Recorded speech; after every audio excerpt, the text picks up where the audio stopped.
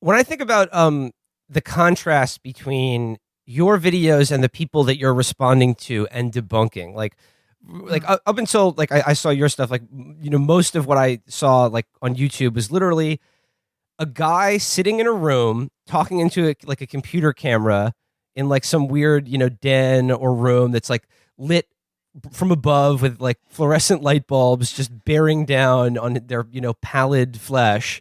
And it's just a guy talking into a computer or a laptop for like 3 hours about something. I mean, like, and the idea that anyone would watch a YouTube video that long is also insane.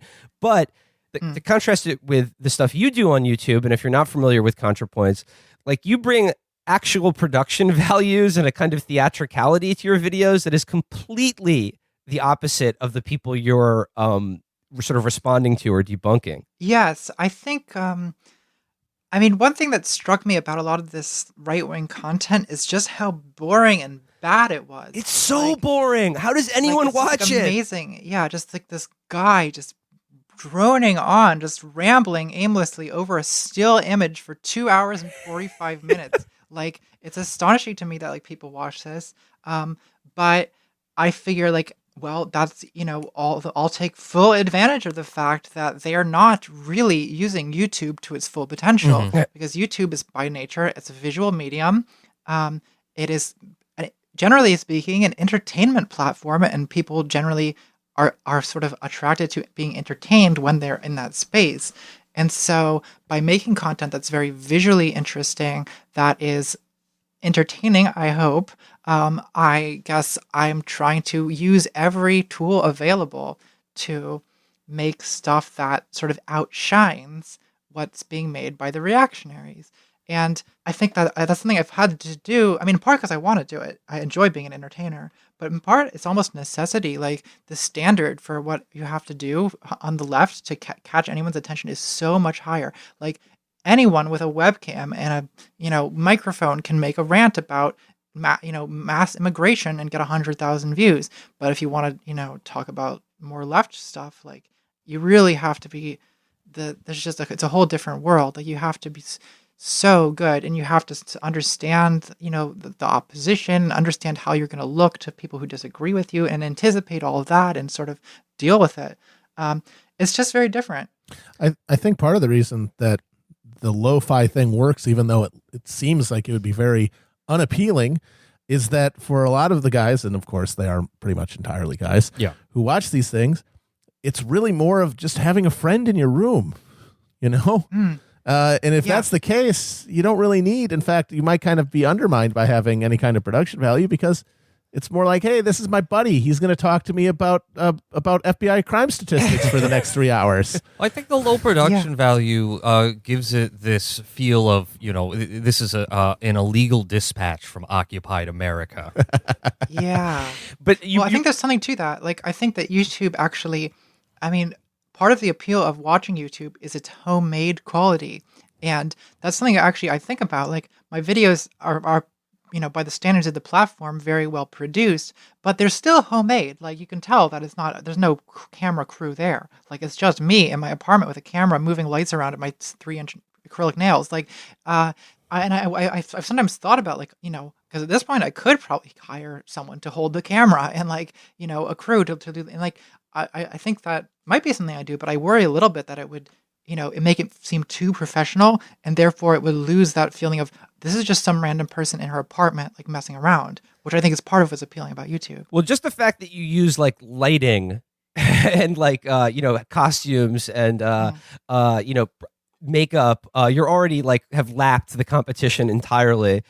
You bring up like the comparison to AM radio, and I think it's an interesting one, because I think what unites the two mediums is like the standard right-wing talk radio AM radio, like Rush Limbaugh listener, is like the angry man alone in his car, right? Yeah. Like, he's on the way to work or doing something he doesn't want to do, but he's alone in this sealed metal box, and he's the captain of this little world, and he's listening to the voice on the radio say all the angry things that are like seething inside of him.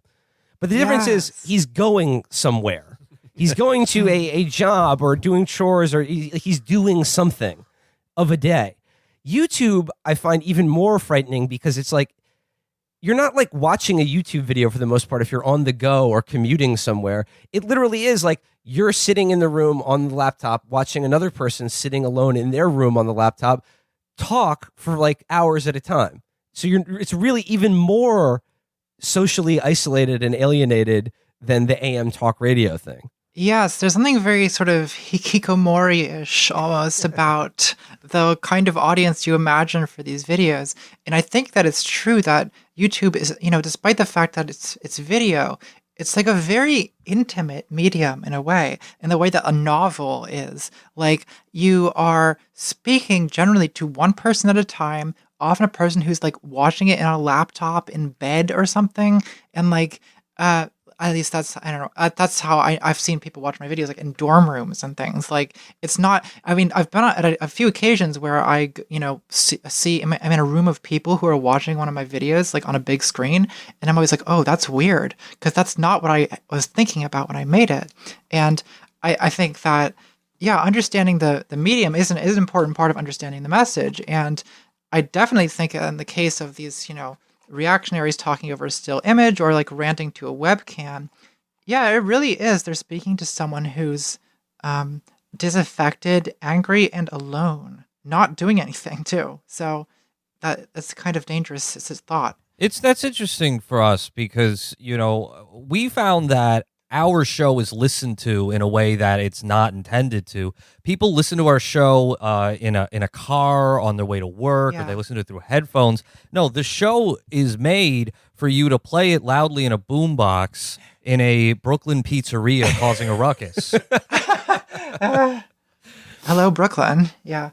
So, who are some of your favorite characters on YouTube who are some of the weirdos and personalities on our show? Obviously, we have our roster of figures and the sort of Chapo mythos, our favorite columnists. These are primarily people who write for a living, and we make fun of them through the written word.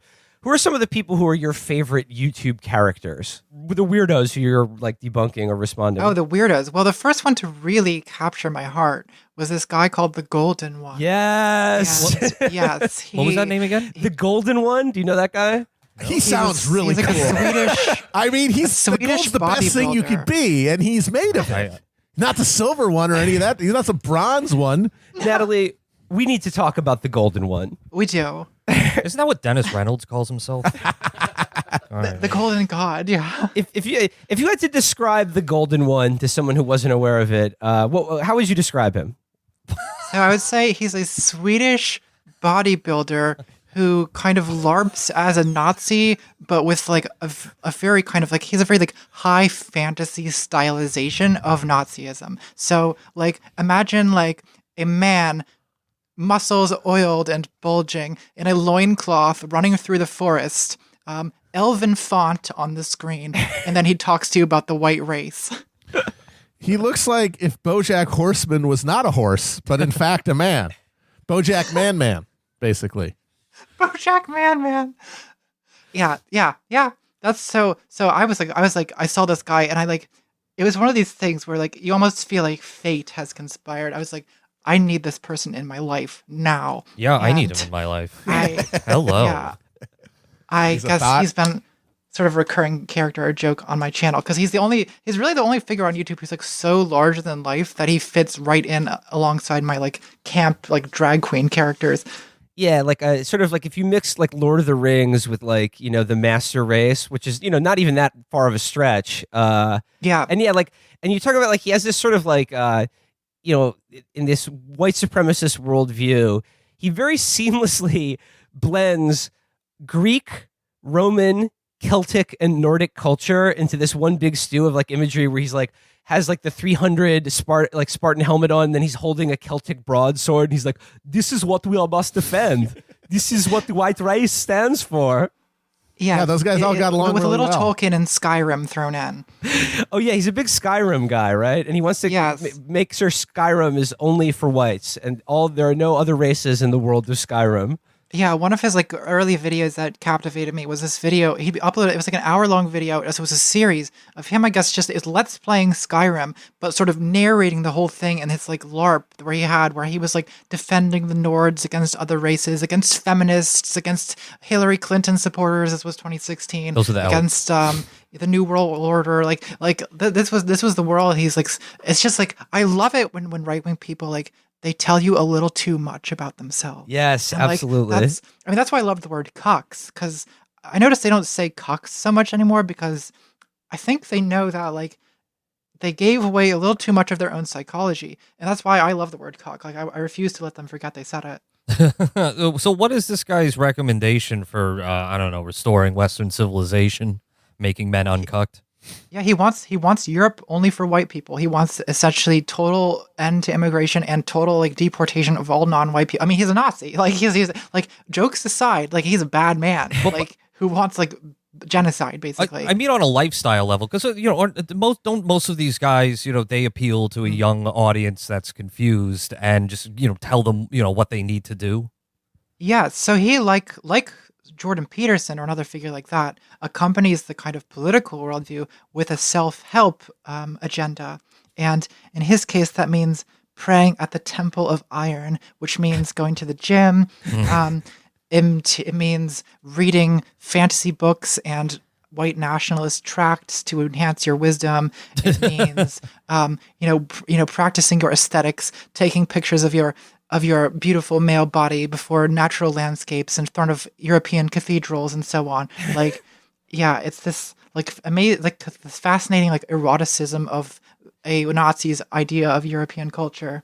Now, you mentioned that a big part of his worldview and sort of prescriptive living advice is abstaining from drugs and alcohol and cumming of any kind. Yes, no cumming, no drugs, no booze. Now, as far as the drugs goes, I'm assuming that doesn't extend to steroids. That's debatable. No one really knows. He claims to be 100% natty, as he puts it, but no, that's complete bullshit. You don't look like how that guy looks without fucking taking steroids. I don't care how fucking long you're in the gym. To say, but I've been a little suspicious. I'm wondering if you've ever come across a guy. This is a YouTube guy that we became interested in, sort of just randomly looking at these videos.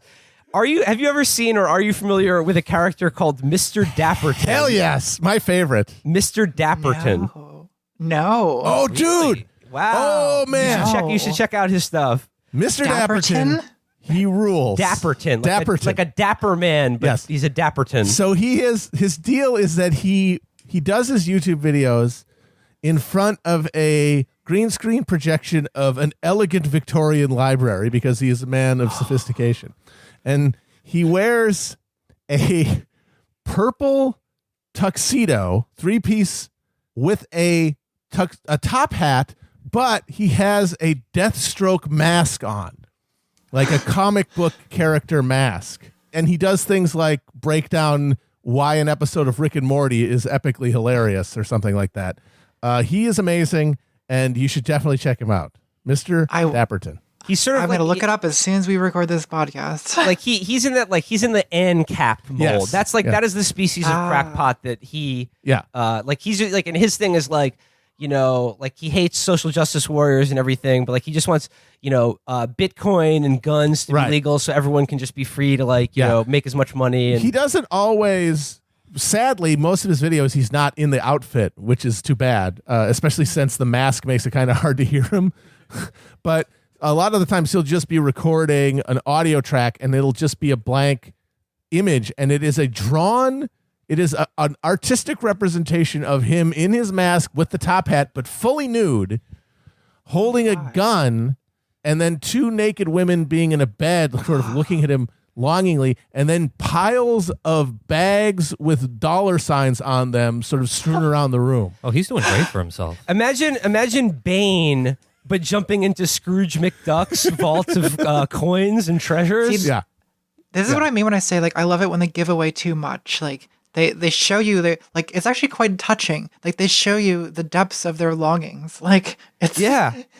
And like, I love it. But like, it's like, I think that's really interesting though. Like when they can't help but tell you too much about themselves and reveal their own. Because like these are obviously people that are drawn to this reactionary worldview because they're riven by anxieties and fears that just dominate like every aspect of their life.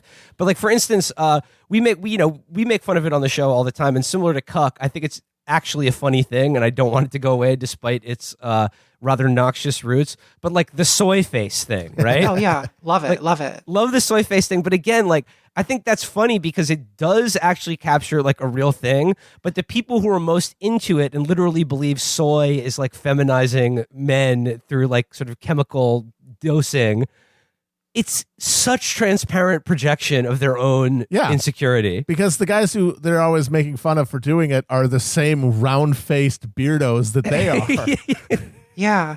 Well, and it's interesting because they always choose these like some kind of hyper masculine persona for themselves, but it's fascinating how transparent it is, like exactly what psychological moment leads to this, and it's a moment of like intense insecurity. And same with like the cucking thing, you know, Yes. like the way cucks is just like, buddy, what's your browser history look like? Yeah, you've also just like fixate you told on us that your this? whole concern with immigration is really just a kind of like sexual anxiety Yeah. on some level, right? Like I think it's more than that, but it's in part that.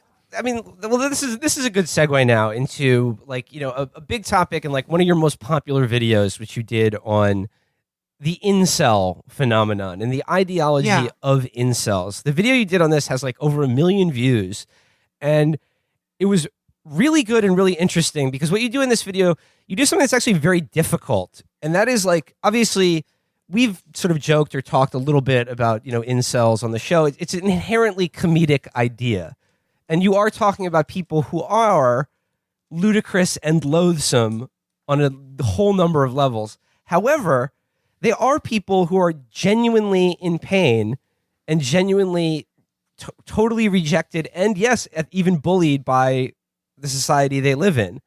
And I think you discuss this as like straightforwardly as possible without ever really, I don't want to say you don't judge them because it's impossible not to, but like how did you approach like this topic? Well, I suppose I approached it, I mean, I sort of didn't want to sympathize with them too much because I thought that is kind of a very shallow approach too. But I also didn't want to just mock them. So I guess the goal is what I think is the middle ground, which is understanding.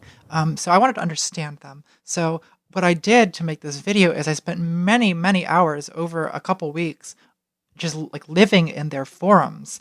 And it's dark. It's like these were like tough weeks. Like I, you know, they live in this world where their own self-loathing is kind of like socially reinforced. Like they began, I think, with experiences of like real experiences that are easy for anyone to relate to, like rejection, loneliness, isolation, hopelessness about love and dating and sex. And like they then like form a really toxic and sort of fatalism about their situation, which then gets sort of transformed into this like political resentment aimed at women, aimed at feminism, and then by extension aimed at whoever made feminism possible, the globalists or whatever, the New World Order, the whatever it is, and the Jews. Let's be real. And so to me, like that's the joy of this video is the fact that there's this simultaneous real sadness and also real evil and intense absurdity, like all mixed together. No, you capture that balance really well in that video. And what's so interesting to me about this is, as you mentioned, feelings of romantic and sexual rejection and frustration are basically totally universal. There are shared experiences that everyone, both men and women, feel. But we're talking in this case about young, sexually frustrated young men. This is an experience that basically every man alive has dealt with at one point or another.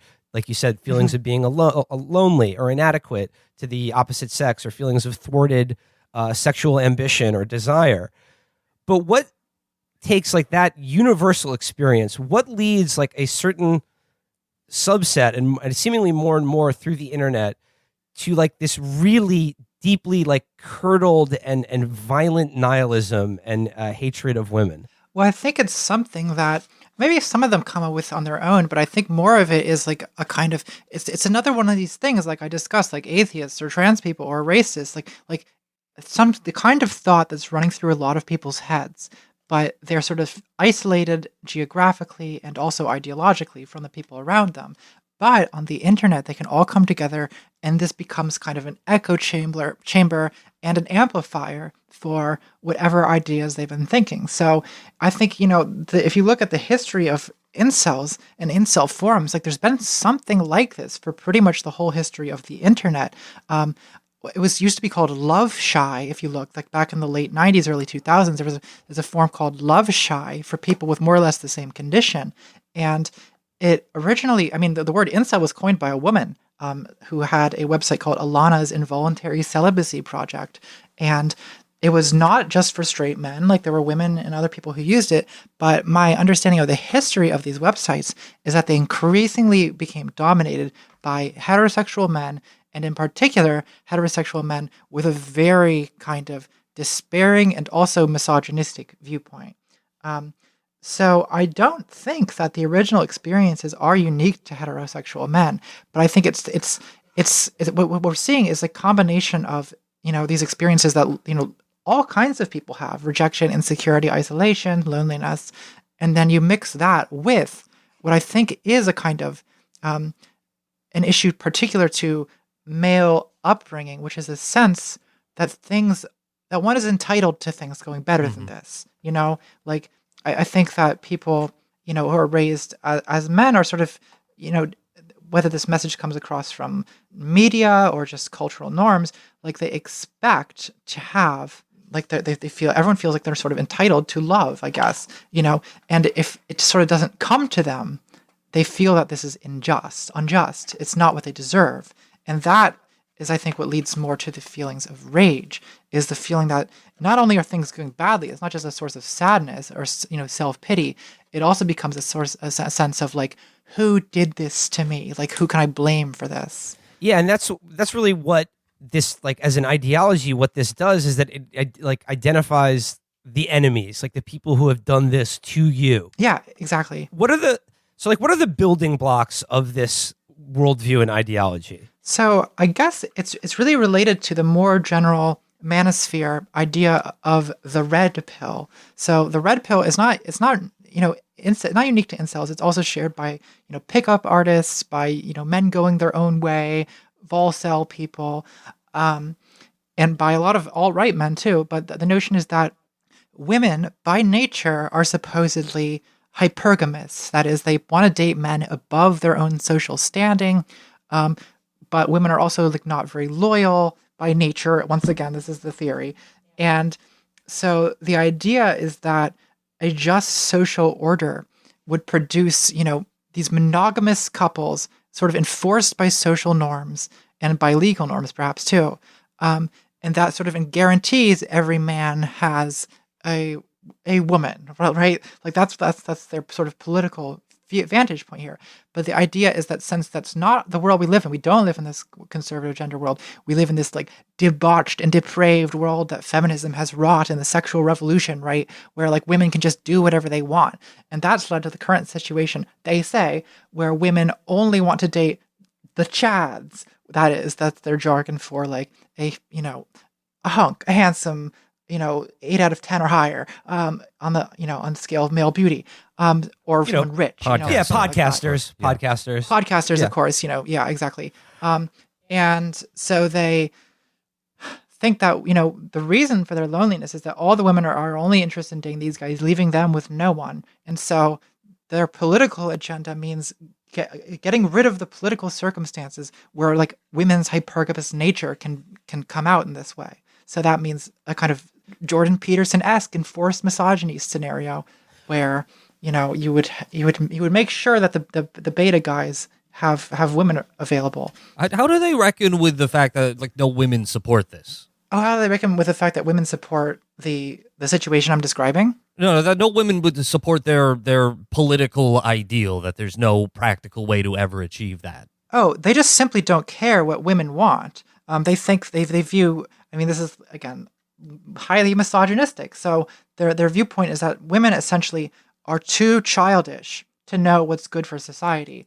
And they need a patriarchal order to put them in their place. Otherwise, look what's happened, That's their viewpoint, essentially. Yeah, but I'm saying women have civil rights. You can't Yeah. put the forced monogamy initiative on the ballot and expect it to win Not yet, Virgil, but we're trying hard every day. at the DSA. Yeah, the I mean, I think DSA that's Enforced what they want. Monogamy I think that is Caucus. what they want.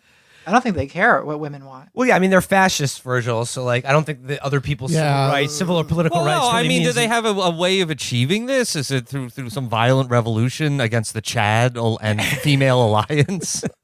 Well, I think a lot of these guys are a little politically nihilistic. They sort of have given up. So the black pill is yeah. So there's different ways of dealing with the red pill. One way is to just decide, okay, this is a political situation, we accept it, and then we deal with it by becoming pickup artists. So that's, this was the idea of a guy like Roger V, who for years was sort of on this red pill ideology, while also advocating this idea of game. So men are supposedly, men deal with their situation by developing pickup artistry and having sex with as many women as possible, essentially reasserting alpha status by, manipulating women's nature is how he would think of it in order to sort of get this point of sexual advantage over them. But most incels have given up. They don't think they are capable of that. So what they call their worldview is the black pill, which is the idea that it's literally hopeless, probably that the political situation is hopeless, and they should lie down and rot, as they say, that they should just give up. And it's a very suicidal worldview for a lot of them.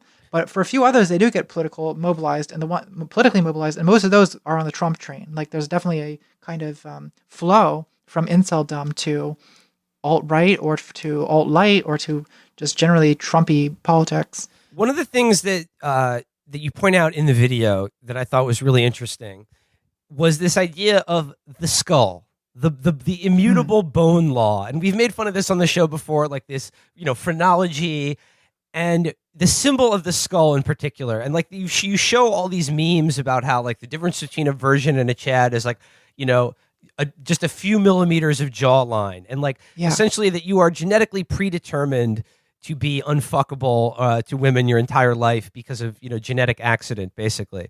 But what you said is the skull is such a potent symbol for this because it is an object that is sort of immutable, unchangeable, and like the ultimate representation of a bigoted worldview that ascribes all meaning to these like immutable genetic characteristics. Yes. So I think this is an idea that I got.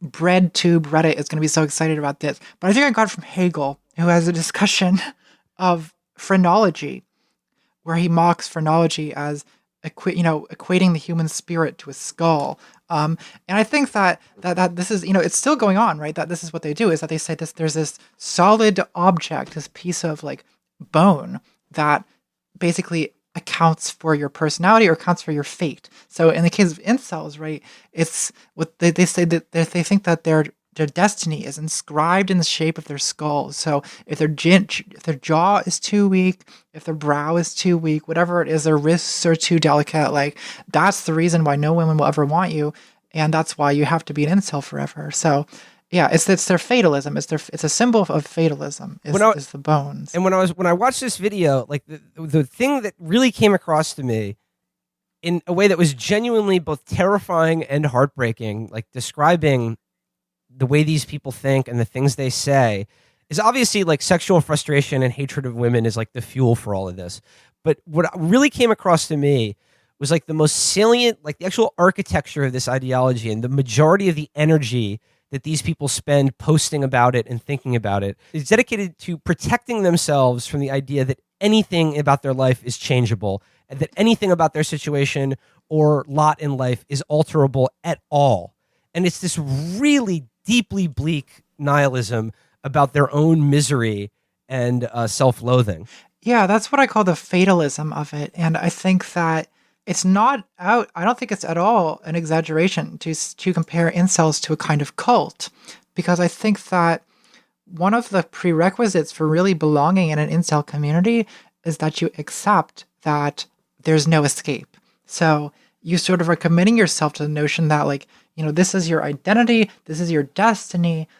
You will never nothing will ever get better, and instead what you need to do is sort of develop these coping strategies for which doesn't mean improving things. It just means like, psychologically dealing with it, or fantasizing about, revenge, which goes on quite a lot. And sometimes people take it, starting with Elliot Rodger, and, continuing into the last month.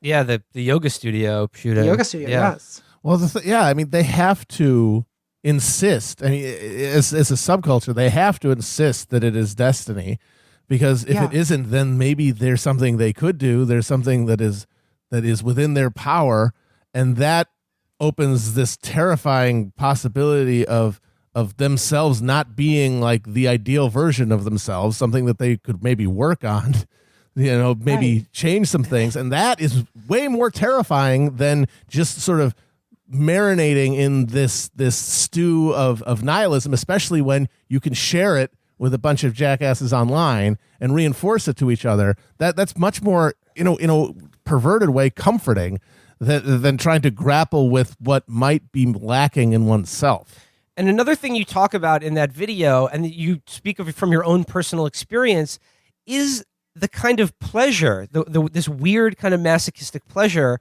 of confronting yourself with like people saying the worst things about you. That's like, cut to the heart of your deepest insecurities. Yes. So I think that one of the things that I think a lot of people feel very uneasy about incels.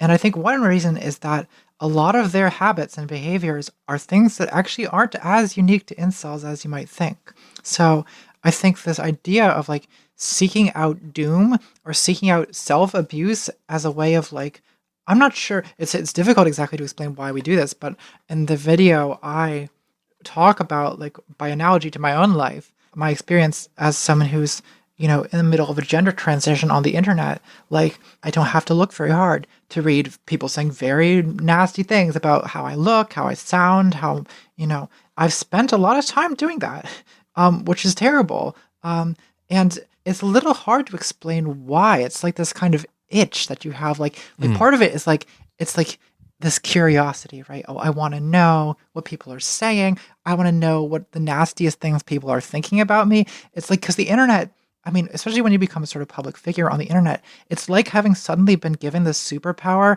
to read the thoughts of people around you. And, how do you not use that? Like, suppose you have that superpower, you're sitting on the subway, someone looks at you, what did they just think about me? Like, that's the temptation, right? To read what people are saying about you online. Because my belief is that what people say in the comments is often simply what they're thinking. Like, it's often as simple as that. And I'm curious. I want to know how I'm being perceived. But that's a kind of hellscape to enter, because people are nasty. And like, especially, when you're inside this like isolation chamber of the internet, Yes. like comments box or forum post or whatever it is, like you don't have the kind of constraints of like social grace or of even just like basic humanity. So the nastiest comes out.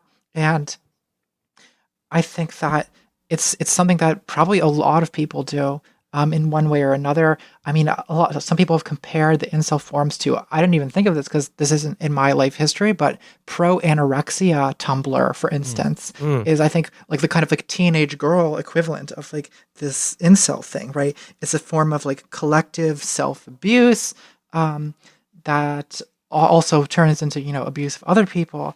And I think there's something here that's bigger than just incels. Incels are just a particularly nasty version of it because it's rooted in, wounded masculinity and, other things like that are known to be dangerous, not just to oneself, but to other people. But I think the other manifestations of this are more just like directed inward. So you can find women doing similar things. Absolutely. As another semi-public internet personality with the same superpower, whenever I read people's thoughts on the street or subway, they're all thinking, why is the episode late? Why can't you pronounce people's names correctly? Well, you might want to look into this because we have a firm social media policy where our listeners are not allowed to think bad thoughts about the show or the host. Only think good thoughts. Yeah, I want to get wished in the decided to cornfield. implement that in my own comments section too. That I am the monarch and it shall but not be questioned. Or these like people who are deeply into this like black pill death cult. Yeah. And you point out like they post pictures of themselves so that they can be abused and told that like how worthless and genetically doomed they are. You point out that these are all normal to average looking guys for the most part. Are these people even dimly aware of the fact that like rather unattractive to mediocre men are having sex with women way out of their league, like literally all the time? Yeah, well, it's funny. Not like I'm speaking from experience or anything. This is something people try to point out to them all the time. Yeah. And what they usually will do is they start making excuses. Like, they'll be like, oh, well, that man doesn't count because he's rich. Or, oh, well, that's different because, for whatever thing they just make up, right? Like, they basically will find a reason to why that person is successful, why that person isn't really, as pathetic and hopeless as they are. So, and it's funny because even by saying, oh, well, women just sleep with him because he's rich, that still is a break into the fatalism, right? Like, you could technically get rich, right? Yeah, they don't accept that, for instance, by earning money that they could, escape inceldom. But I think it's very inconsistent. Like, they sort of have their conclusion fixed, and then they'll start just making up reasons to justify it. Going back to forget the black pill. Once you've gone down that hole, I mean, it's sort of hard to imagine pulling out of that kind of despair and self-loathing. But in the red pill world, like in terms of the way these people think about sex and dating, despite how toxic and ludicrous so much of it is there anything in there? Is there a kernel of truth to these things that attract people? Is there anything there about like the actual, like as you described, like a marketplace of sex and dating that does speak to a real thing? Absolutely. I mean, this is something I've been thinking about a lot lately. And I think that, one of the things I do with this video is describe like my unusual situation of having like transitioned and like been dated as a man, dated as a woman, like, tried all kinds of permutations of what gender I am, what gender the people I'm dating are. And I think that like straight men, like, while in general they are like the most privileged kind of sex or sex gender group in society, there are ways in which it does suck, like dating from that perspective. I think that is especially true at this particular moment in history and under the current like technological world that we live in. So Tinder, for example, dating apps, like it's kind of miserable for everyone. But I think for women, the experience is that you just have so many guys coming at you and they're all so bad and annoying, because women complain about this constantly, right? Like, but for men, I think the issue is that like, because women get a lot of requests, they just sort of like they kind of just check out. So men have to deal with a lot of rejection, or just a lot of just being ignored, and that I think is like I sympathize. I really do, because I think that takes a psychological toll. Like it's hard to be rejected. It's hard to feel ignored. It makes you feel worthless, and I think that there's kind of an issue going on right now with like heterosexuality itself, where there's this kind of traditional script for how men and women act that involves like men being proactive, men being alpha, men initiating things, and women sort of being gatekeepers. Now we're in the middle of like a transformation in that with like Me Too, for example, that movement, or the broader movement, against like male sexual aggression as a thing that we've now decided is inherently kind of immoral.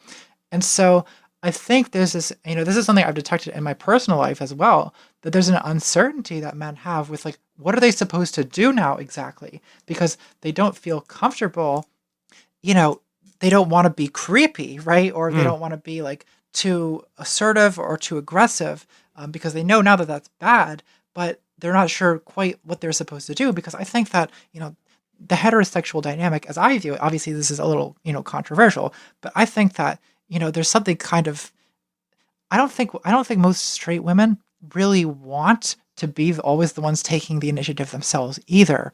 So there's this kind of like need to find what the new sexual script is. Like how do men know exactly how to be proactive without crossing a line? Like it's kind of tough. And I think men, like good men, feminist men, like there's a tendency that I've noticed to err on the side of caution. But I think it's tough.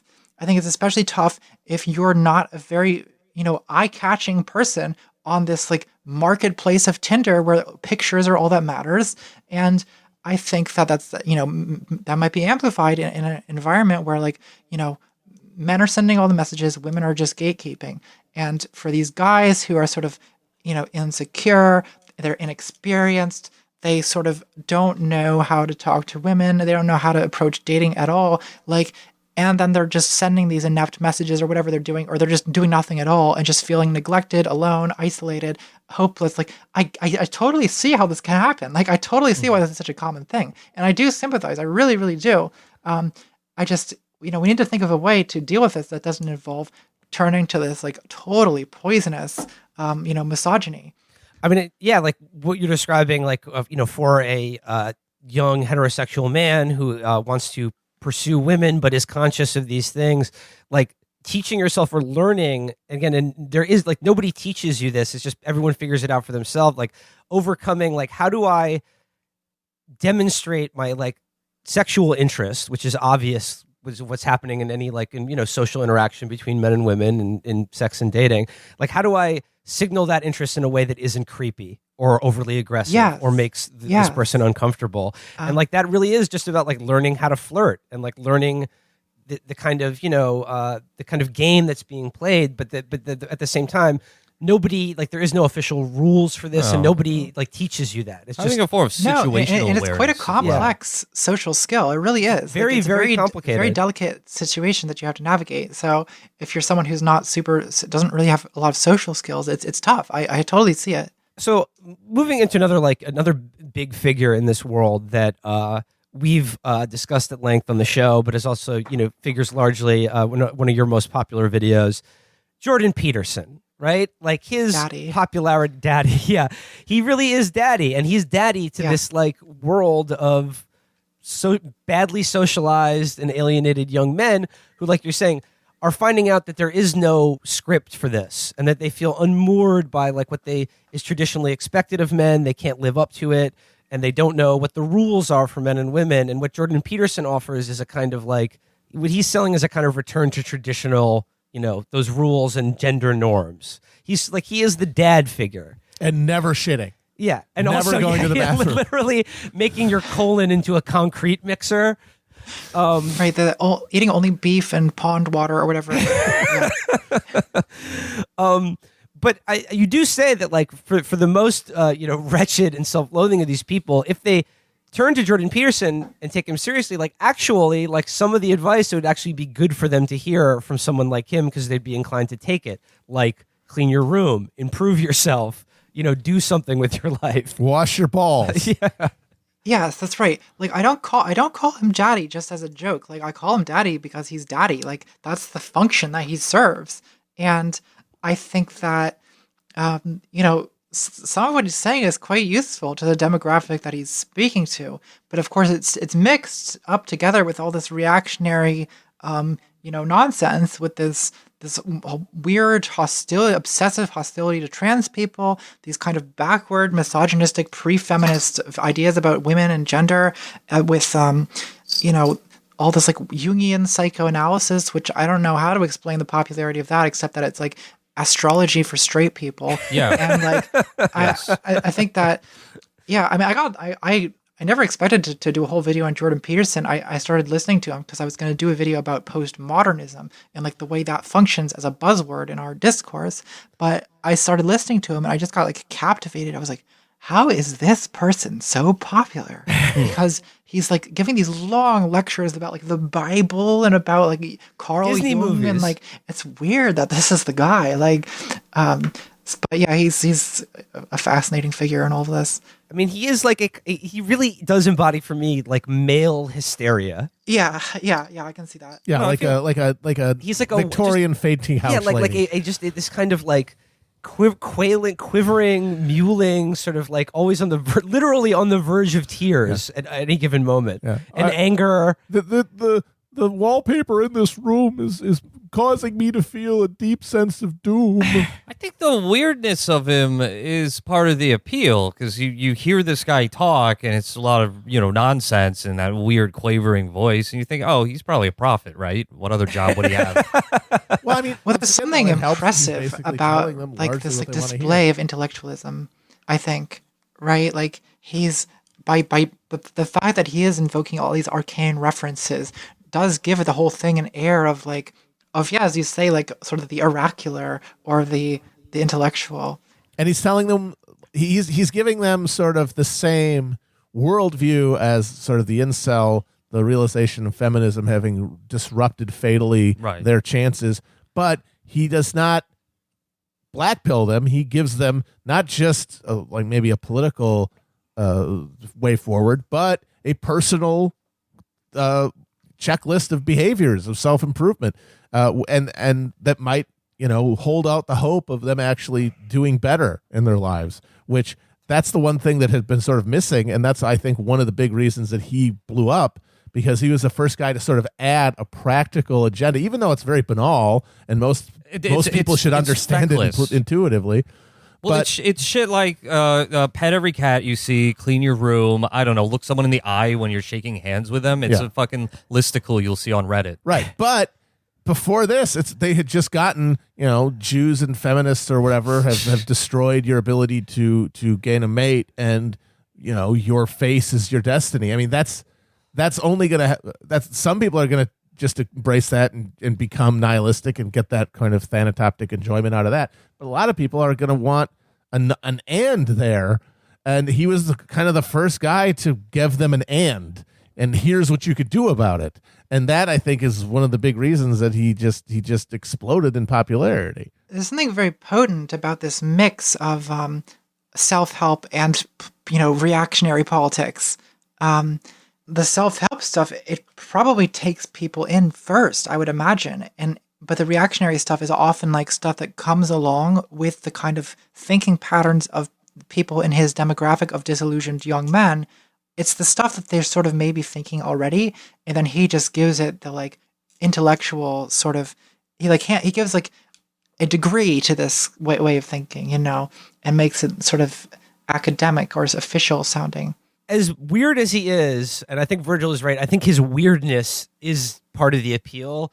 As god-awfully boring as it is to hear him drone on about, like, you know, Pinocchio and Chaos Solzhenitsyn or something, and yeah, Chaos Dragons. I kind of get it. Like I understand the appeal in a certain way. The figure, because he's nothing new, is the thing. Well, the figure, you know, it's packaged. It's got a package. It's got a veneer of intellectualism to it that makes them feel like geniuses for understanding. And the Jungian shit, I mean, yeah, it's just repackaged Joseph Campbell, a lot of it. But that guy was huge, especially in the 70s, because that sort of pocket hermeneutic to carry around with you to decode all the symbols. I mean, Marxism has that appeal too. It makes you feel like a genius. It makes you feel like you have a superpower, that you now know things that nobody else understands. I feel like that's a good entry to something we talked about earlier in this conversation that I know a lot of people listening to this are curious about, and it's exactly why leftist content is not so popular on YouTube when compared to guys like Peterson, the alt-right, and the Nazis and shit. When you can see, as Matt observes, the Marxist hermeneutic can explain quite a lot of things to an audience that's by and large young and confused and not really educated in the way things are. Yeah, I think it's a very insightful idea, this thought that what something like the kind of like archetypal concepts, like part of what's appealing about those ideas is that it does give you this like sort of, you know, this key, this like skeleton key to decrypting the world around you. And I agree that Marxism has the same exact appeal. Marx has always been very popular with like college students for the same reason. Like it's a way of looking at the world that makes, everything snaps into focus and you can understand the hidden workings behind the appearance of things.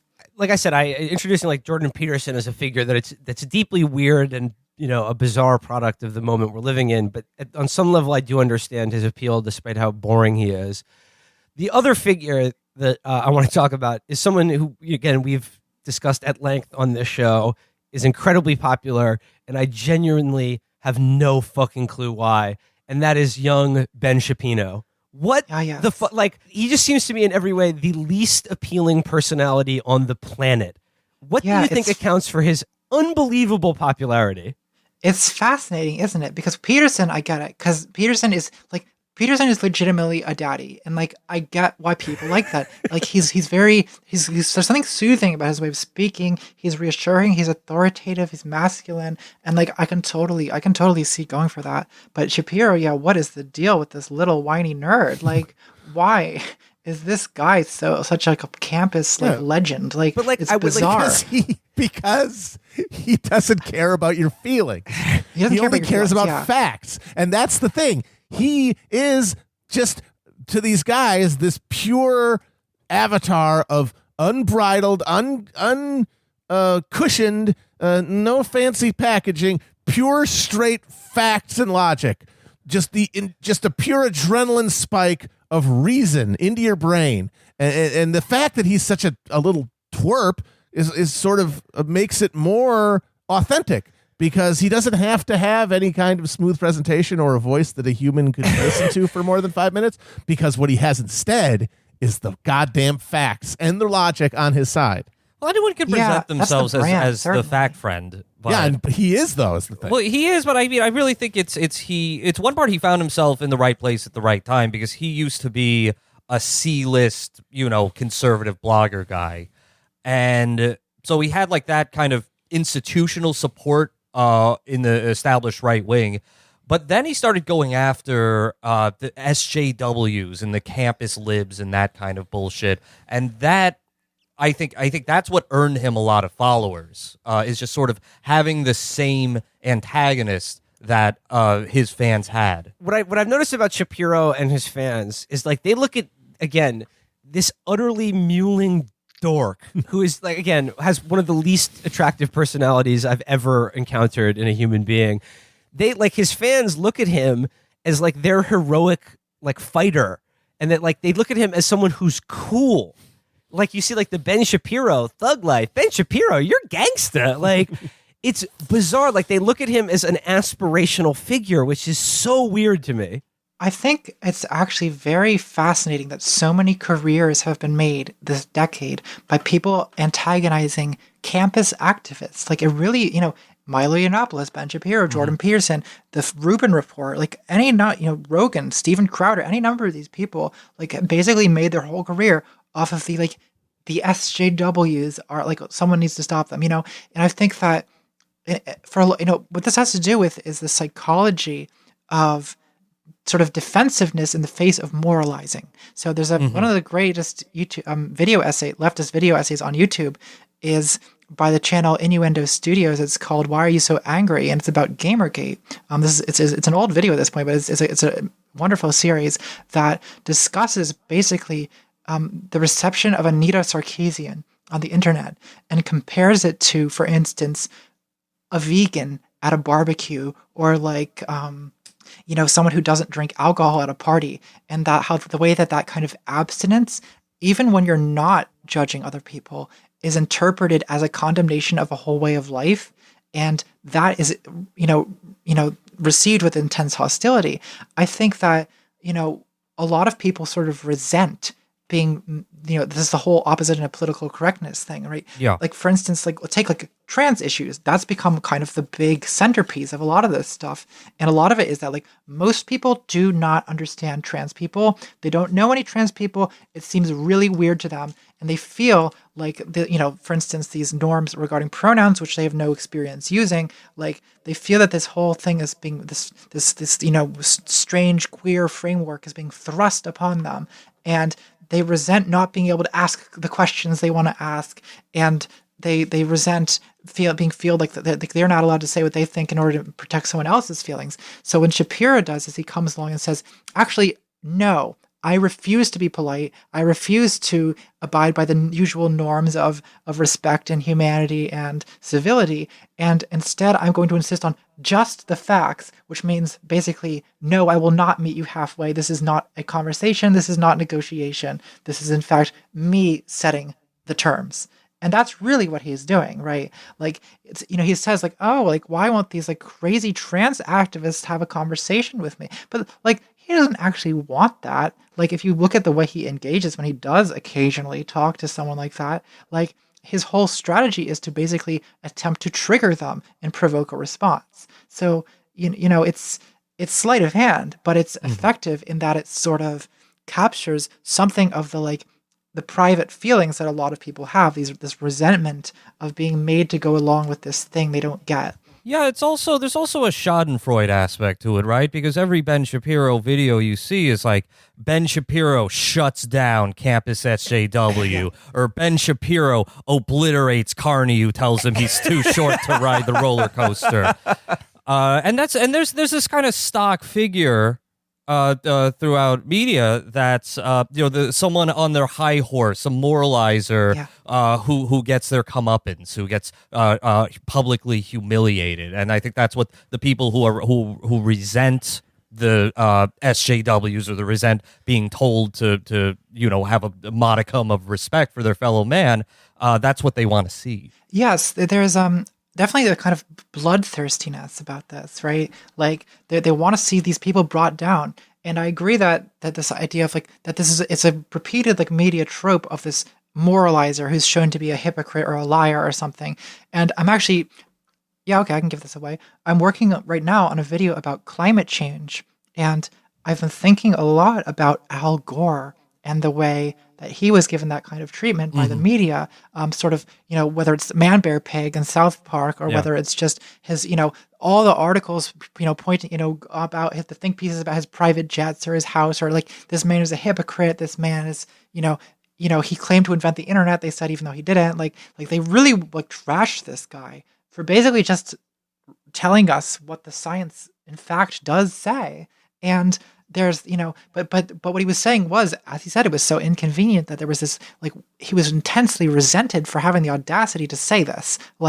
And I think there's something quite similar going on right now with these campus activists. They're annoying by their demanding that we change our lives, right? And there's an intense resentment for anyone who says you're doing things wrong. No one wants to hear that. And they want to see the people who dare be so uppity as to speak out. They want to see those people brought down. And that is Ben Shapiro's brand.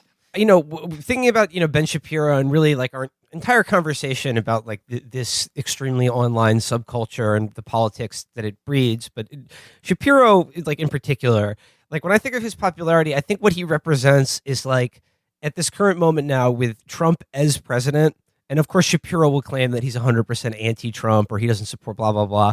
Right. Obviously, we don't buy that bullshit.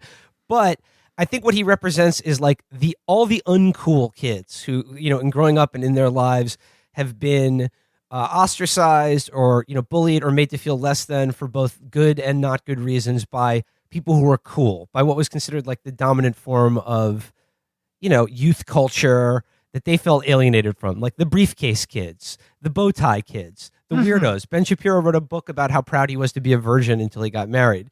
And I think in him, they see an opportunity, he is cool now. The uncool kids are cool.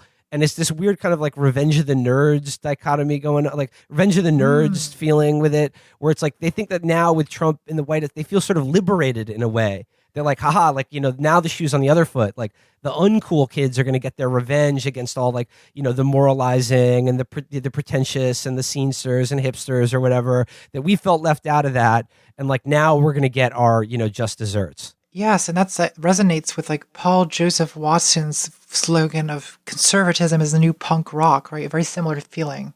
Yeah, breaking you on the wheel of logic. Yeah. Yes, and it's very respectable and very conservative in the old way, as you say, bow tie briefcase conservatism. You see these people walking around at elite universities, they're not cool, but they follow Ben Shapiro. It's not at all the filth of incel forums, though. It's sort of, these are very different takes on the issue.